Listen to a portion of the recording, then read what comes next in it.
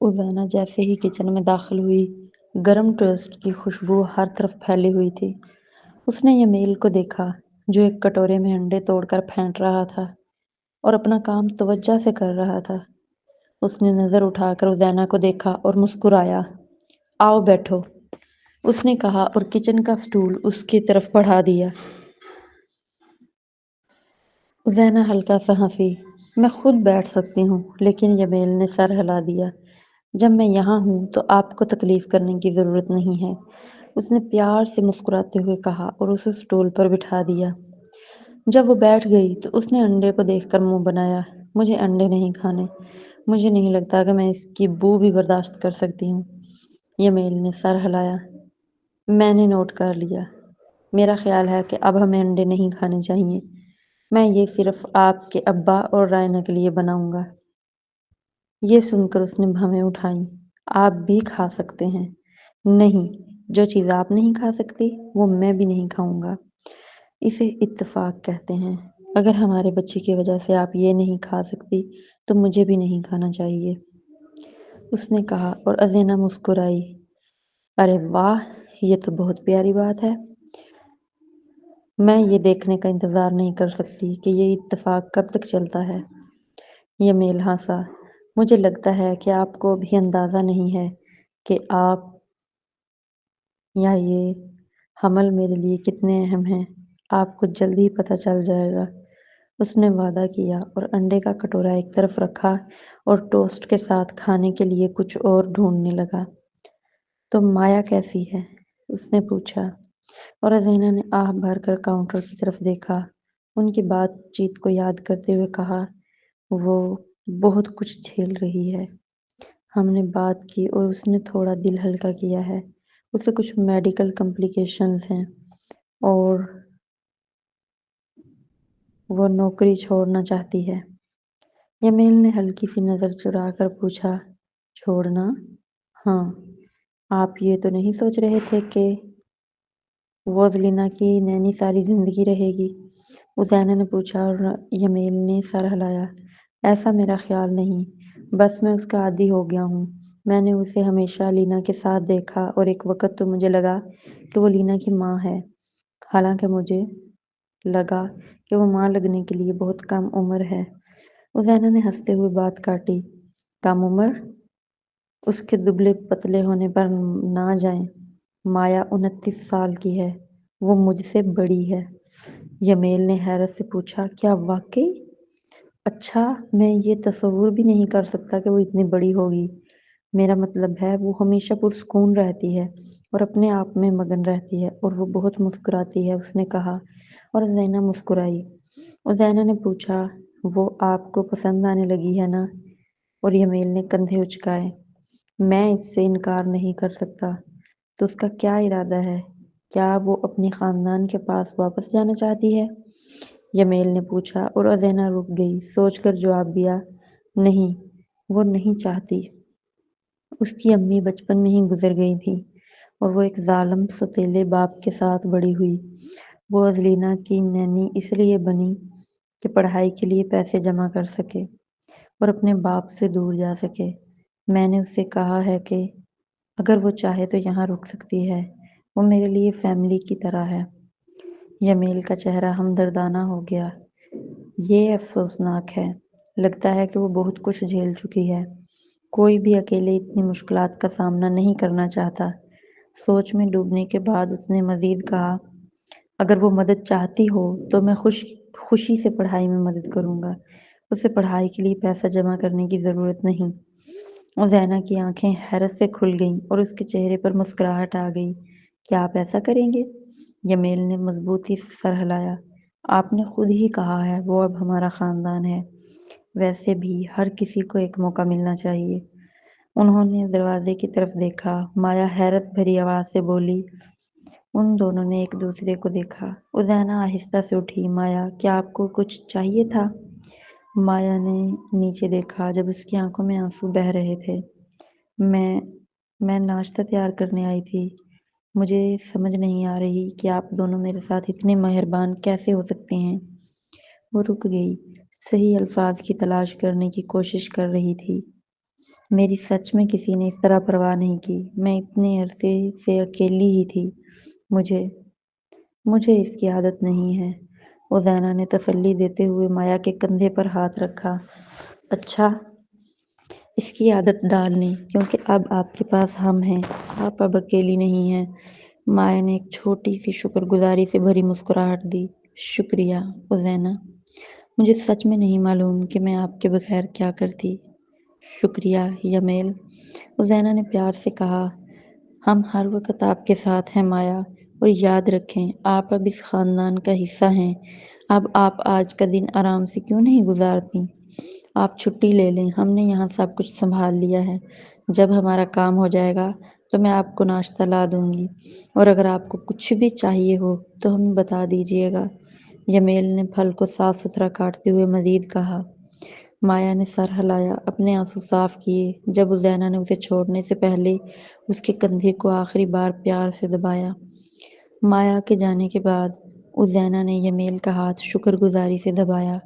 آپ سچ میں بہت اچھے آدمی ہیں یمیل، میں بہت خوش قسمت ہوں کہ آپ میرے پاس ہیں، اس نے کہا اور وہ ہنسا۔ میں آپ کے پاس ہونے پر خوش قسمت ہوں۔ میرا تو دل کر رہا ہے کہ میں مائیکل اور سینڈرا کو انعام دوں کہ انہوں نے آپ کا دل توڑا، تاکہ میں آپ کو ڈھونڈ سکوں، اس نے کہا، اور عزینہ نے ہنس کر شرارت سے اس کے بازو پر مارا۔ اس نے پوچھا، آپ ایسی بات پر کیسے مذاق کر سکتے ہیں؟ اور وہ مسکرایا۔ آپ ہنس رہی ہیں نا؟ اس نے پوچھا، اور عزینہ نے آہ بھری۔ آپ کو پتہ ہے، مجھے ابھی احساس ہوا کہ میں نے آپ کا اس دن کے لیے کبھی باقاعدہ شکریہ ادا نہیں کیا۔ میرا مطلب ہے وہ پہلا دن جب ہم ملے تھے۔ اس کام کے لیے؟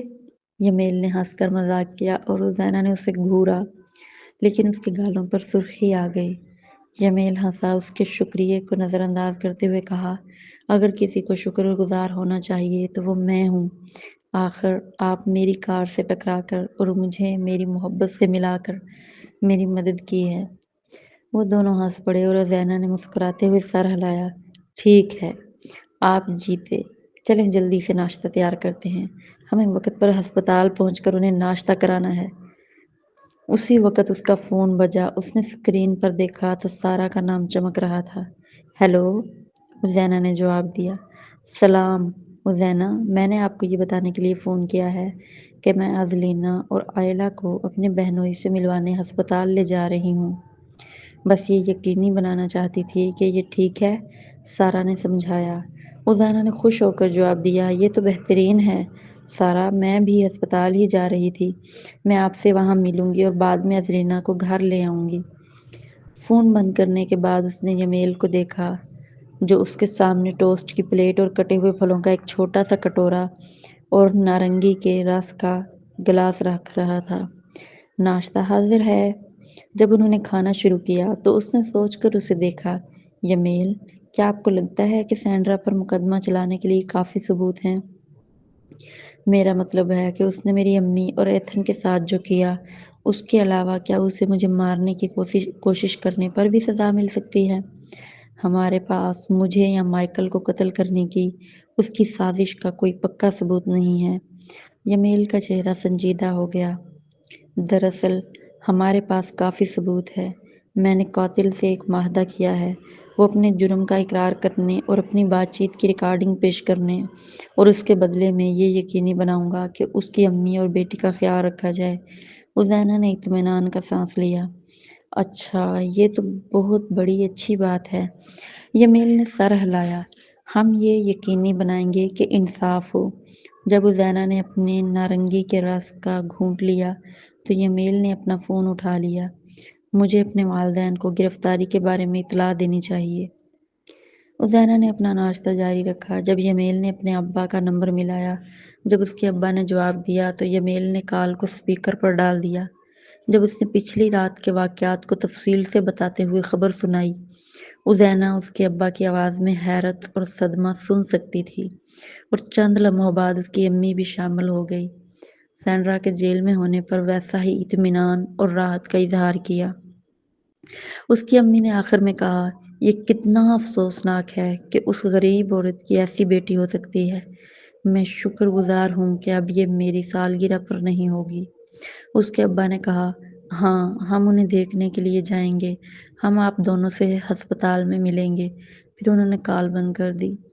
عزینہ نے اپنا ناشتہ ختم کیا اور جب اس نے ناشتہ مایا کو دیا تو یمیل نے اپنے ابا اور رائنا کے لیے ناشتہ پیک کر لیا۔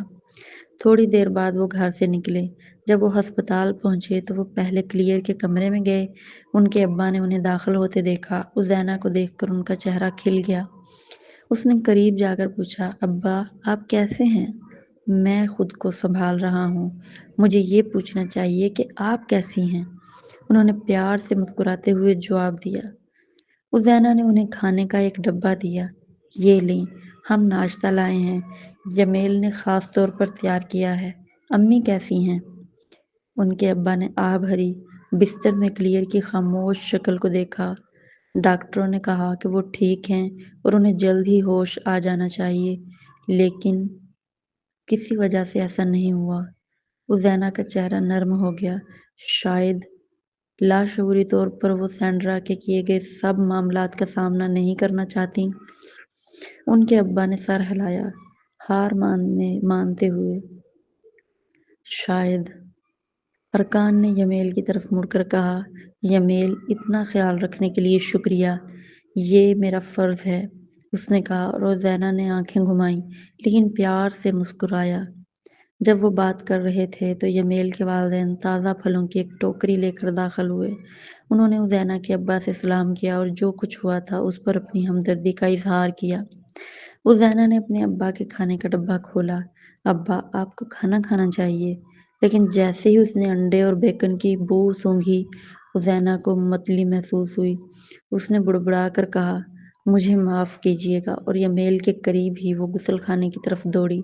جب وہ الٹی کر رہی تھی تو یمیل نے اس کے بال پکڑ رکھے تھے، آہستہ سے اس کی کمر پر مالش کرتا رہا۔ اس نے پریشان چہرے کے ساتھ پوچھا، آپ ٹھیک ہیں؟ عزینہ نے بامشکل ایک کمزور مسکراہٹ دی، یہ بو میں سچ میں برداشت نہیں کر سکتی۔ جب وہ واپس آئے تو عزینہ کے ابا نے آہستہ سے ہنس کر ڈبہ بند کر دیا۔ آپ بالکل اپنی امی کی طرح ہیں، وہ بھی حاملہ ہونے پر ایسی ہی تھیں۔ یمیل کے والدین نے حیرت سے ایک دوسرے کو دیکھا اور یمیل کی امی کی آنکھیں چمک اٹھیں۔ عزینہ، کیا آپ حاملہ ہیں؟ عزینہ کے گال گلابی ہو گئے، لیکن اس نے شرماتے ہوئے سر ہلایا۔ یمیل کی مسکراہٹ پھیل گئی جب اس نے تصدیق کی، ہاں ہمیں بھی کل ہی معلوم ہوا ہے۔ یمیل کی امی نے عزینہ کو پیار سے گلے لگا لیا، خوشی سے بولی، اوہ یہ تو شاندار ہے، ہمیں فوری طور پر شادی کی تیاری کرنی پڑے گی۔ عزینہ ہنس پڑی، ہم انتظار کریں گے جب تک میری امی جاگ نہیں جاتی، انہیں بھی اس کا حصہ ہونا چاہیے۔ یمیل کی امی نے سر ہلایا، ان کی مسکراہٹ نرم ہو گئی، ضرور، امید ہے کہ وہ جلد ہی ہوش میں آ جائیں گی۔ یمیل کے ابا نے عزینہ کے کندھے پر تسلی دینے والا ہاتھ رکھا، عزینہ آپ نے مجھے بہت خوش کیا ہے۔ عزینہ آپ جو کچھ بھی چاہتی ہیں بس کہیے، اسے ایک خالی چیک سمجھیں۔ عزینہ مسکرائی، اپنے ارد گرد ان کے پیار کی گرماہٹ محسوس کر رہی تھی۔ شکریہ۔ وہ خوش تھی کہ اپنی پہلی حمل کے برعکس وہ اس بار اتنی محبت میں گھری ہوئی تھی اور اسے اکیلے کچھ بھی نہیں کرنا تھا۔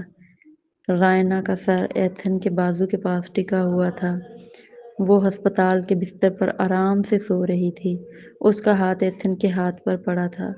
گرفت ڈھیلی تھی لیکن گرم تھی، جیسے وہ سوتے ہوئے بھی اسے چھوڑنا نہیں چاہتی تھی۔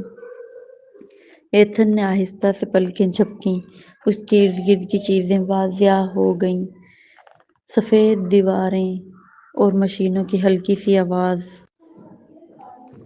اسے بتا دیا کہ وہ کہاں ہے، لیکن اس کی نظر فوراً رائنا پر پڑی۔ اس کا پرسکون چہرہ اس کے اتنا قریب تھا کہ وہ اس کا سانس بھی محسوس کر سکتا تھا۔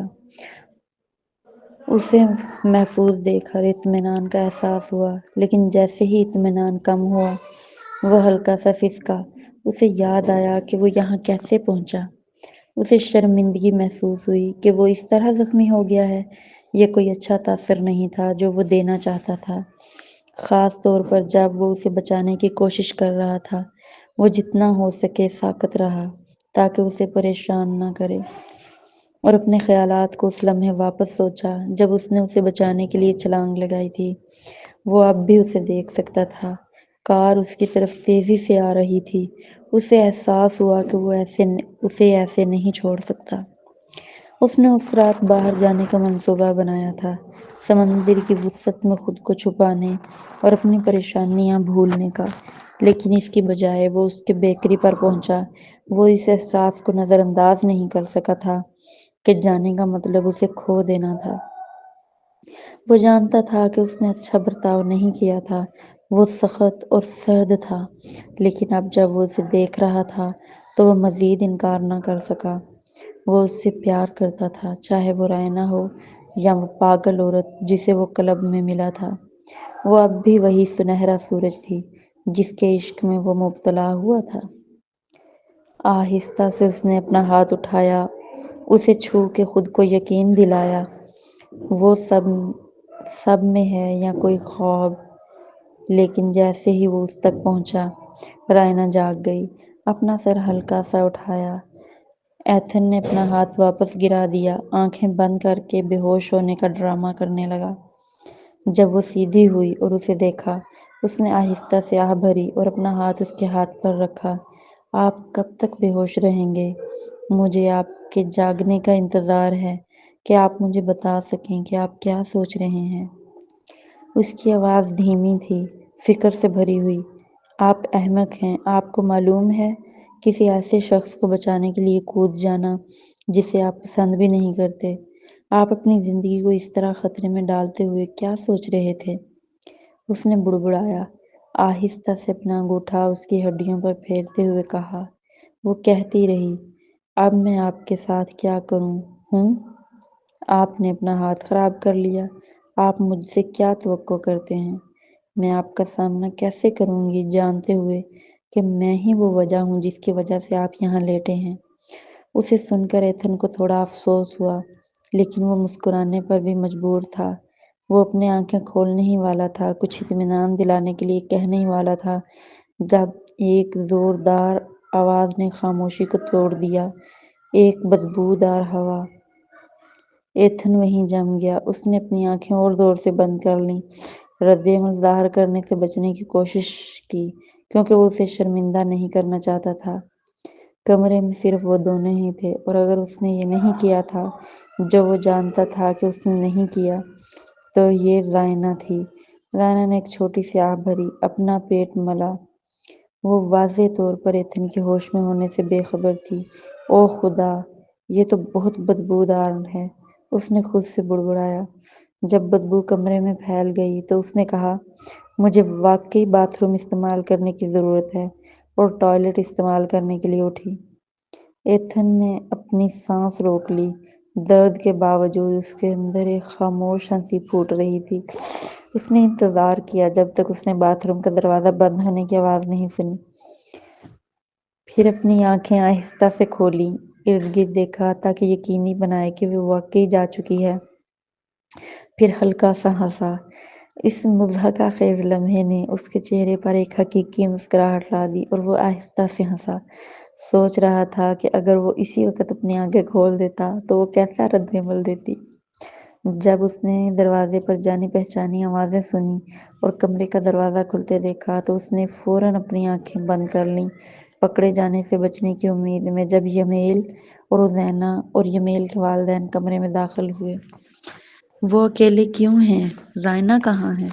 روزینہ نے سوچا، اپنا فون نکال کر رائنا کو کال کرنا چاہتی تھی، لیکن اس سے پہلے کہ وہ ایسا کر پاتی، رائنا باتھ روم سے باہر نکلی۔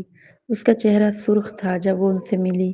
اس نے خوشی سے خیر مقدم کیا، ارے آپ لوگ آ گئے، امی ابا۔ یمیل نے رائنا کی طرف اشارہ کرتے ہوئے کہا، یہ رائنا ہے، روزینہ کی سب سے اچھی دوست۔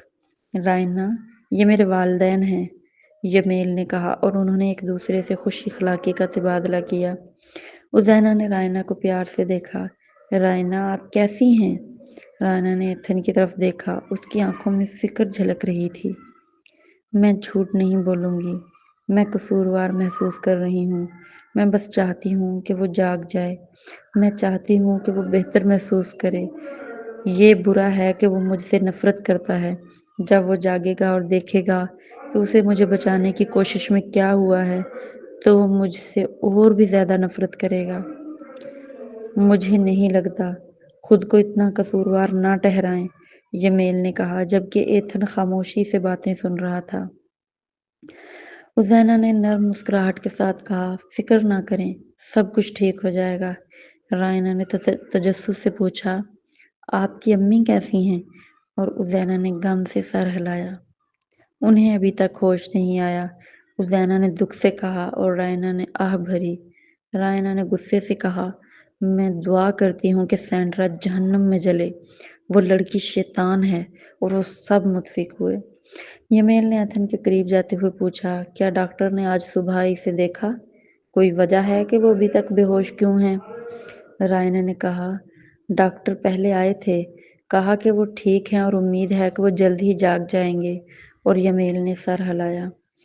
یمیل نے اسے ایک کھانے کا ڈبہ دیتے ہوئے کہا، یہ لیں، ہم آپ کے لیے ناشتہ لائے ہیں۔ رائنا نے کھانا لیا، شکریہ میں سر ہلایا۔ جب وہ بات کر رہے تھے تو ملون اور سارا چھوٹی آئلہ اور روزلینا کے ساتھ پہنچے، جو فوراً اپنے والدین اور دادا دادی کو گلے لگانے کے لیے دوڑی۔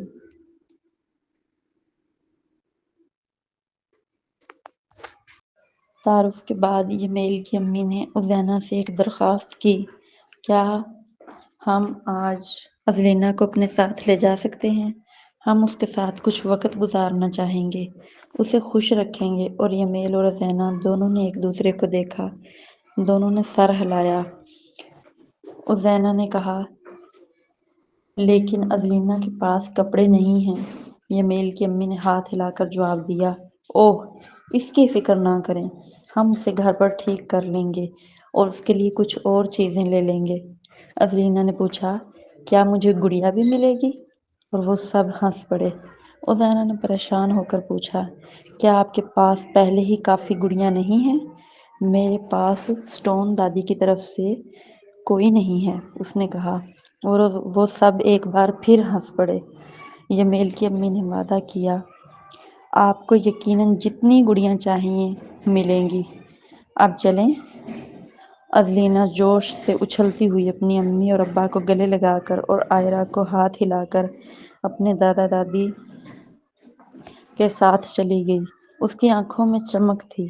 یمیل اور ازینہ انہیں باہر تک چھوڑنے گئے اور جب تک وہ نظروں سے اوجھل نہیں ہوئے ہاتھ ہلاتے رہے۔ پھر یمیل نے ازینہ کی طرف مڑ کر سرگوشی کی، مجھے ایسا لگا کہ ایتھن جاگ رہا ہے مگر سونے کا ڈرامہ کر رہا ہے۔ اس نے مسکراتے ہوئے پوچھا۔ ازینہ ہنسی، مجھے یقین ہے کہ یہ صرف آپ کو ہی لگا ہے۔ ایتھن ایسا کیوں کرے گا جب رائنا اس کے لیے اتنی فکر مند ہے؟ ایتھن کے کمرے میں میلون نے ایتھن کو قریب سے دیکھا، تجسس سے اسے دیکھ رہا تھا اور سوچ رہا تھا کہ وہ کیوں ایسا لگ رہا تھا کہ وہ جاگ رہا ہے، وہ سب کچھ سن رہا ہے جس پر بات ہو رہی تھی۔ سارا نے رائنا کی طرف دیکھا، ہم آپ دونوں کے لیے یہ ناشتہ لائے ہیں، آپ کچھ کھائیں، آپ کو اس کی ضرورت ہے۔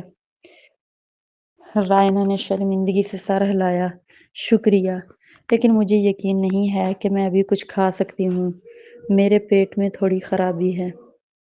سارا نے نرمی سے مشورہ دیا، شاید آپ کو گھر جا کر تازہ دم ہونا چاہیے اور آرام کرنا چاہیے، ہم ایتھن کے ساتھ رک سکتے ہیں۔